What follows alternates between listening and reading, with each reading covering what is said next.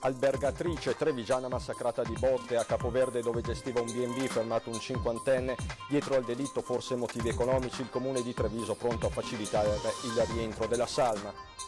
Treviso e soprattutto Borgo Cavour, dove per anni Marilena Corrò aveva gestito un B&B, sono sotto shock. Gli amici ricordano la 52enne come una donna dinamica e allegra. Audizione del ministro Boccia alla conferenza Stato-Regioni dove ha presentato la legge quadro. Il governatore Zaia: abbiamo dato un primo senso al testo, confermata la richiesta delle 23 materie. I carabinieri di Treviso hanno stroncato un traffico di armi, recuperata anche una pistola usata nell'omicidio Gritti nel gennaio 2018 a Venezia, 4 persone arrestate. Oltre a 25 furti, anche solo tentati, segnalati alle pagine Facebook Furti in corso. Christian Demma, presidente dell'associazione, chiede un protocollo di intesa urgente fra comuni e prefettura. Crisi, tessitura Monti di Maserata, l'udienza al Tribunale delle Imprese di Venezia per l'eventuale pronunciamento di stato di insolvenza è stata fissata per il prossimo 8 gennaio.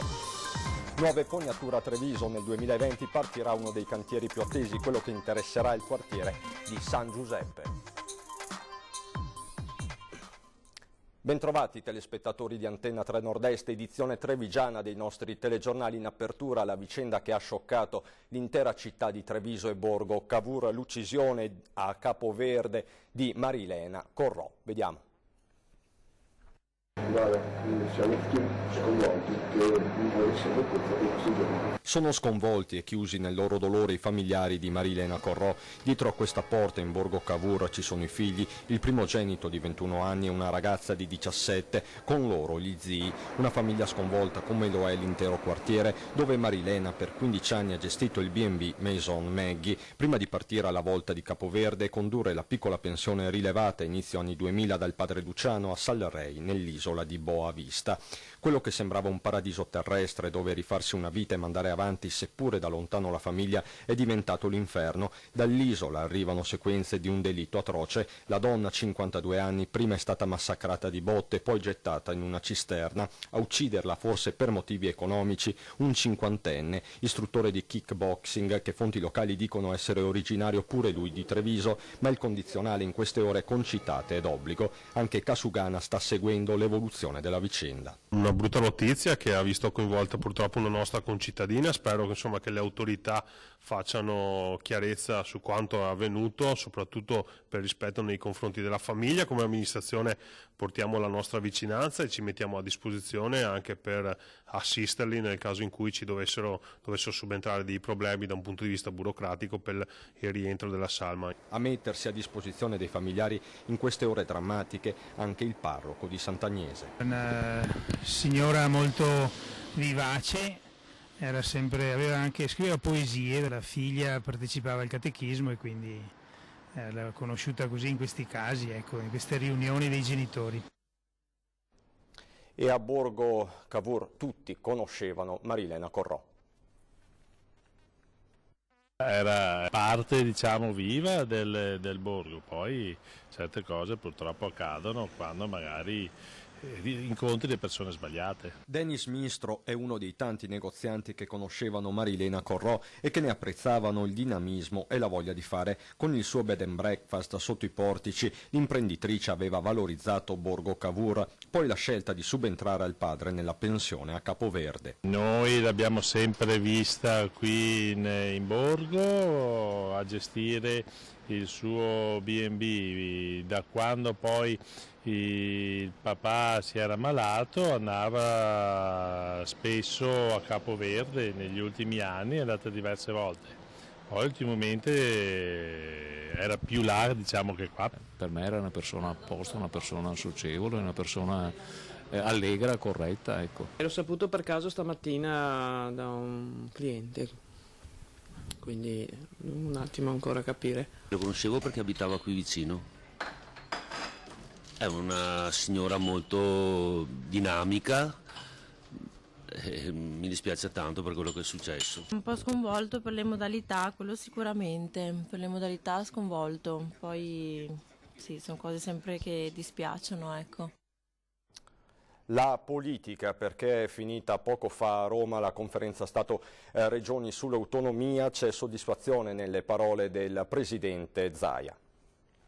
Passo in avanti per l'autonomia. Governatori di regione e governo sembrano aver trovato un'intesa sulla tabella di marcia da qui alla fine dell'anno. Rimandata per il maltempo a Venezia, la riunione della conferenza Stato-Regioni ha confermato che c'è l'intenzione di procedere con una certa velocità. È stata una riunione approfondita su diversi temi rispetto all'applicazione del 116, quindi l'autonomia differenziata.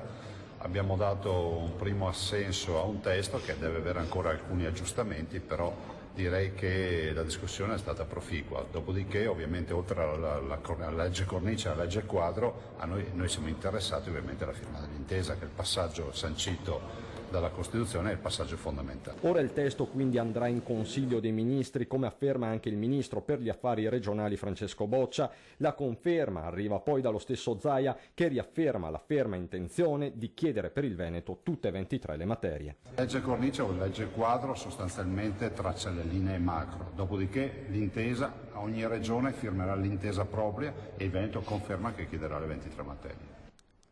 Traffico di armi e munizioni, estorsione e arresti a vario titolo sono stati eseguiti questa mattina all'alba con un blitz dei carabinieri di Treviso. Nei guai gli affiliati dell'ex Mala del Brenta, e sono arrivati anche i complimenti del governatore Zaia. 13 pistole di vario calibro e 5 fucili scomparsi da un'armeria di San Zenone degli Ezzelini nel Trevigiano. Proprio una di queste pistole era stata usata a gennaio scorso per l'omicidio di Venezia, quando Ivano Gritti venne ucciso nella sua abitazione alla Giudecca, si disse allora, per motivi legati alla custodia di un cane. Le armi erano armi letteralmente inizialmente cedute, poi quasi pretese. Perché una volta che si instaura un certo rapporto tra i due complici, poi alla fine c'è anche la richiesta pressante di altre armi. E certo, da un'armeria l'approvvigionamento è facile. 4 le persone arrestate, tra cui proprio lo stesso 42enne titolare dell'armeria di San Zenone, che già nel 2011 era finito nei guai sempre per traffico illecito di armi a livello internazionale. Sono persone venete, a parte un albanese. Sono persone note alle cronache per reati più o meno analoghi, ma insomma decennali, datati. Nel blitz dei carabinieri di Treviso, con gli arresti a Padova, Vicenza e Treviso, anche 4 indagati, di cui 1 nel veneziano già con precedenti e 3 nel padovano. Tutti legati alla vecchia guardia della Mala del Brenta, dicono gli inquirenti, banda che da tempo taglieggiava per usura un 41enne imprenditore edile della Castellana che, terrorizzato, si era rintanato da tempo a casa di un amico per sfuggire alle minacce di morte dei criminali. Si è proprio letteralmente nascosto, cioè ha lasciato casa, ha lasciato anche il telefono, non si è fatto trovare anche dai parenti, tra l'altro, perché pensava che ogni notizia che lui potesse dare circa i suoi spostamenti, le sue presenze, potesse arrivare così alla conoscenza di chi gli stava facendo l'estorsione, e quindi è stato difficile anche per noi rintracciarlo poi alla fine. Indagini ancora in corso. Persone che fanno paura soprattutto alle persone per bene. Ancora la sicurezza in primo piano con il protocollo d'intesa tra prefetto e comuni chiesto dall'associazione Furti in Corso. L'ultimo furto in casa dove? L'ultimo furto è stata ieri, zona Villorba, e poi il giorno prima a San Cipriano, che siamo stati di nuovo presi un pochino di mira con 3-4 furti, per fortuna qualcuno messo a segno, qualcuno invece per fortuna non messo a segno, ma ricordiamoci che i danni ci sono. Soltanto gli ultimi episodi di furto e tentativi di essi avvenuti nel Trevigiano, denunciati direttamente dal presidente di Furti in Corso, gruppo che da piattaforma Facebook, come noto, è diventato associazione da febbraio scorso, contando ad oggi più di 400 iscritti, di cui ben 120 soltanto in queste ultime ore, dopo le polemiche degli ultimi giorni. I sindacati di polizia hanno più o meno annunciato un 400 furti nel mese, no? In realtà io vedo che chi poi non denuncia, perché chi si rompe un cancello, una inferriata, non va a fare la denuncia, purtroppo, e continuiamo a dirle di doverle fare, e quindi siamo all'incirca un terzo di chi denuncia realmente. Se facciamo questo conto siamo a più di 1000 in un mese, e quindi i conteggi vanno molto più su. Circa un 20-25 al giorno più o meno, quindi quello è. E quello qui non è un allarmismo, è una constatazione di fatto, cioè la gente scrive sul gruppo mi sono appena entrato in casa e quindi non vedo dove ci possa essere un allarmismo di questo. Associazione che dopo l'incontro con il prefetto veicolerà molto presto una novità in materia di sicurezza. Stamattina mi sono sentito con la segreteria perché avevo chiesto questo protocollo d'intesa e molto gentilmente mi ha spiegato che questo protocollo d'intesa va fatto prima con i sindaci, con i quali continuamente ho sempre un contatto, e poi andrà fatto tramite i sindaci con il prefetto diretto. Quindi adesso che il sindaco di Treviso, Mario Conte, è diventato presidente dell'ANCI Veneto, cosa farà lei? Adesso gli romperò le scatole in maniera che non avrà più pace finché non mi dà questa possibilità. Nuove fognature a Treviso, nel 2020 partiranno i lavori a San Giuseppe. Un anno di lavori per quasi 3.000 metri di nuove condotte, da 1.500 a 5.000 le utenze interessate, questi i numeri del cantiere che sarà avviato nell'estate 2020 nel quartiere di San Giuseppe e che porterà anche a deviazioni del traffico sulla strada noalese. Un'operazione, quella del nuovo sistema fognario, in una città come Treviso che sul fronte sconta un ritardo storico. L'intervento a San Giuseppe, zona quasi interamente sprovvista di rete fognaria separata, costerà 2.800.000 euro, a farsene carico per il 20% la società dell'aeroporto. Diciamo che il progetto appunto è partito proprio da noi, da Aeroporto e ATS, e dopo con il Comune si è esteso a tutto il resto del progetto. I nuovi lavori consentiranno anche di eliminare una problematica annosa, quella degli scarichi sul Sile. Verranno intercettati nell'immediato tutte le abitazioni frontiste, anche quei piccoli impianti di depurazione che si affacciano lungo il tracciato. Ma il cantiere di San Giuseppe, sottolineano dal Comune, fa parte di una programmazione più organica. Nei prossimi 4 anni l'intenzione è quella di realizzare altri 14-15 chilometri di nuove condotte. L'obiettivo finale è di allacciare tutti e da questo punto di vista verrà realizzata anche il collegamento del centro con un'operazione in microtunnel, una cosa molto importante perché adesso manca completamente una rete fognaria in centro e non è più possibile nel 2020, ormai ci stiamo arrivando, a avere questo tipo di situazione. La cronaca sindacale con la crisi della tessitura Monti. Con un comunicato stampa la CGIL fa sapere che ieri si è svolto l'incontro in Regione Veneto alla presenza dell'assessore Donazzan con i rappresentanti dei sindacati di Assindustria e della proprietà. L'azienda in quella sede ha comunicato che l'udienza per la dichiarazione di insolvenza è fissata per il giorno 8 gennaio 2020. La prossima settimana, si legge sempre nella nota, i sindacati saranno convocati per avere informazioni dettagliate sulle procedure avviate e sulle possibili prospettive. I lavoratori intanto hanno ribadito anche oggi, al termine di un incontro congiunto con i sindacati, la volontà di continuare la produzione per consentire una continuità dei rapporti con la clientela e i fornitori. L'Associazione Per Mio Figlio ha donato alla pediatria di Treviso un'importante apparecchiatura per i bimbi prematuri. Vediamo di che cosa si tratta. Arriverà per Natale in pediatria al Cafoncello di Treviso un'apparecchiatura fondamentale per i bimbi prematuri. Si tratta della RedCam che andrà all'unità operativa oculistica. Sono circa 650 le visite annue di questi piccolini. Per loro è importante una diagnosi tempestiva e precisa. Una tecnologia che serve a sostanzialmente vedere nei bambini prematuri se c'è la retinopatia, ovviamente, che è una patologia che va a deteriorare la retina. Questa patologia è importante perché potrebbe portare alla cecità. Il fatto di fare una prevenzione grazie a questa tecnologia significa ovviamente evitare questo tipo di cecità. Il 5 dicembre è stata organizzata una giornata dedicata ai bimbi. Il clou sarà la sera con un concerto all'Auditorium Fondazione Cassamarca. Il ricavato verrà devoluto a favore delle iniziative di umanizzazione del Dipartimento Materno Infantile. A promuovere questo evento l'Associazione Per Mio Figlio, una onlus senza finalità di lucro, sorta per volontà di un gruppo di imprenditori trevigiani che hanno come obiettivo il miglioramento della qualità di vita dei bambini ospedalizzati e dei suoi genitori.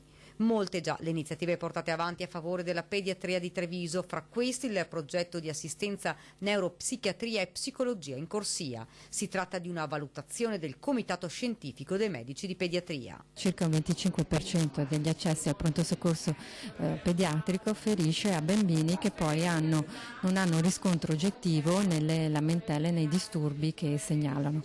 Questo è un indicatore di attenzione a valutare disturbi invece relativi a un'area più relativa agli aspetti di carattere psicologico e psichiatrico.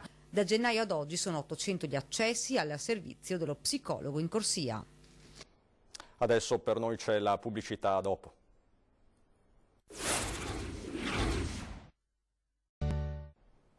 Di nuovo insieme per parlare di noi e della nostra programmazione, perché da stasera alle 21:15 torna la Zanzega.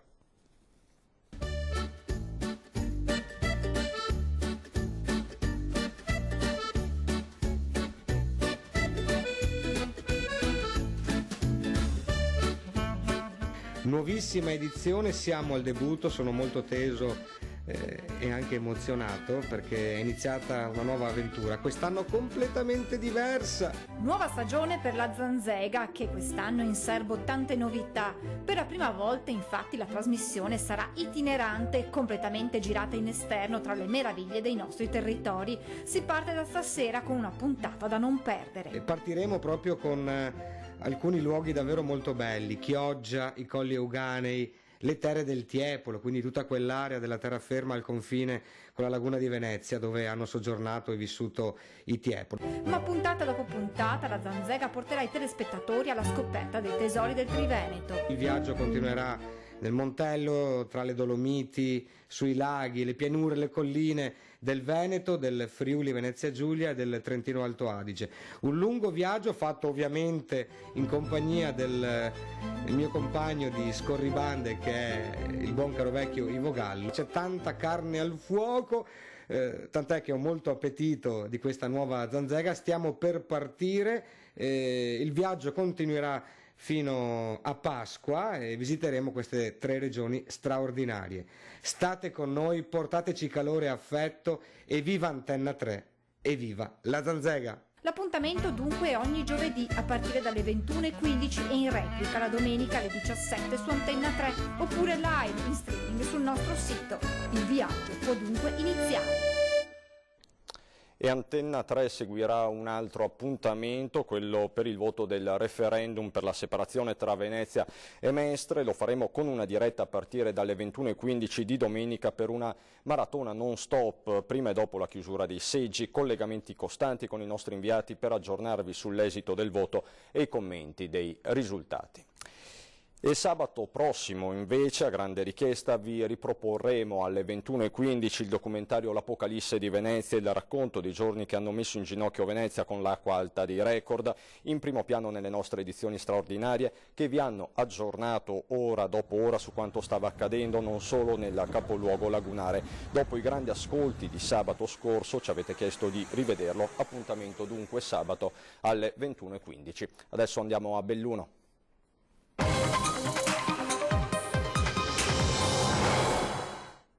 Sciopero e sit-in a sorpresa dei lavoratori di ACC di Mel che hanno manifestato alla rotatoria di Busche. Abbiamo i giorni contati, l'allarme. Questa battaglia la vinceremo perché siamo noi con voi a voler trovare una soluzione a questo. Avevano annunciato azioni clamorose, così è stato. La mobilitazione dei lavoratori in ACC è continuata con uno sciopero, un sit-in a sorpresa alla rotatoria di Busche. Abbiamo i giorni contati, la proprietà ha deciso la chiusura entro il mese di febbraio, la mobilitazione dei lavoratori e lavoratrici continua per far sì che sia trovata una soluzione. I sindacati chiedono un intervento urgente del governo affinché nomini un nuovo commissario per il salvataggio di ACC. Questa iniziativa è l'ennesima e forse la prima per alzare ancora di più l'asticella e l'attenzione nei confronti del governo e nei confronti delle autorità sia locali appunto, sia provinciali, regionali e quindi nazionali. In programma c'è una grande manifestazione organizzata per il prossimo 11 dicembre con un corteo che partirà da Melle e che raggiungerà lo stabilimento dove si terranno i comizi. Questo è solo l'inizio, molto probabilmente l'escalation degli scioperi, delle manifestazioni saranno anche più importanti. Chiediamo la solidarietà della popolazione bellunese ma anche di tutto il Veneto. Materiale storico tra i rifiuti del cantiere alle scuole Gabelli. In città ieri è divampata la polemica subito messa a tacere dall'assessore alla cultura del comune di Belluno. Quelle foto non hanno alcun valore, dice. Il cantiere per il recupero e restauro della scuola Gabelli è in piena attività. Mercoledì è bastato uno scatto del fotografo Luca Zanfron, divenuto virale sui social, a fare scatenare la polemica. Allora, quelle che state vedendo in questo momento sono le foto dello scandalo presunto tale. Siamo venuti a chiedere all'assessore alla cultura del Comune di Belluno, Marco Perale, di che cosa si tratta. Stiamo parlando del grande cantiere delle Gabelli che sta per restituire alla città un bene culturale del tutto straordinario.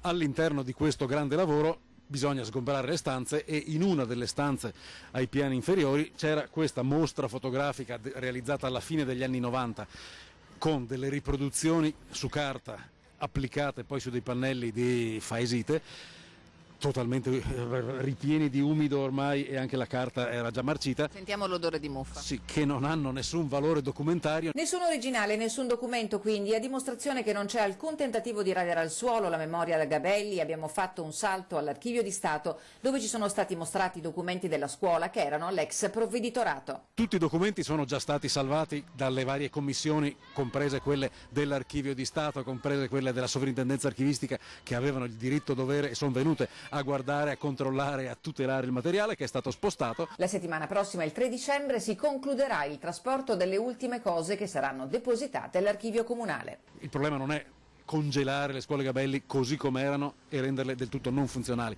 Vogliamo che tornino ad essere il cuore pulsante della scuola.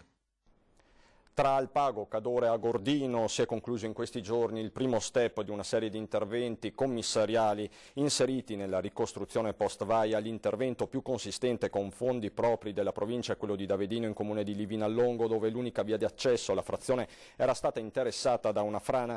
Gli altri cantieri hanno interessato i comuni di Chies d'Alpago, Tambre, Santo Stefano di Cadore, San Pietro e Zoppè. A Gosaldo, in località Renone, è stata posata una rete metallica per ricomporre lo smottamento di una scarpata. La somma complessiva di spesa degli 11 cantieri di messa in sicurezza si aggira sui 530.000 euro.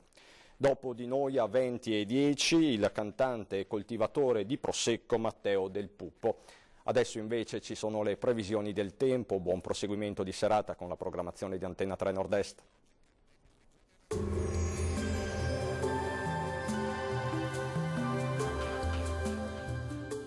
Tonus Laboratorio del Piede, centro altamente specializzato nella costruzione di plantari su misura, dedica nuove tecnologie di rilevazione dei carichi posturali per dare voce alla filosofia di benessere che lo caratterizza. Bentrovati al meteo. Si mantiene sostanzialmente stabile il tempo sul nostro territorio e anche la giornata di venerdì 29 novembre sarà senza precipitazioni.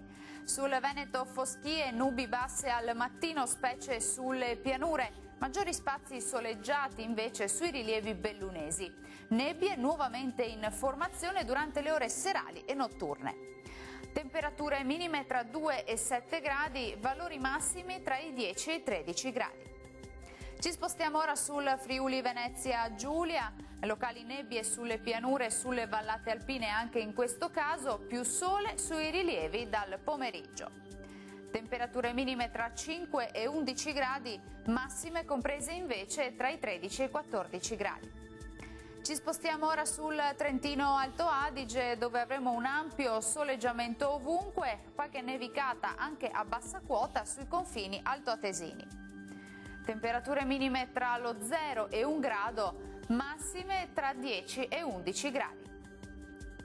Dal meteo per ora è tutto, buon proseguimento in compagnia di Antenna 3, arrivederci.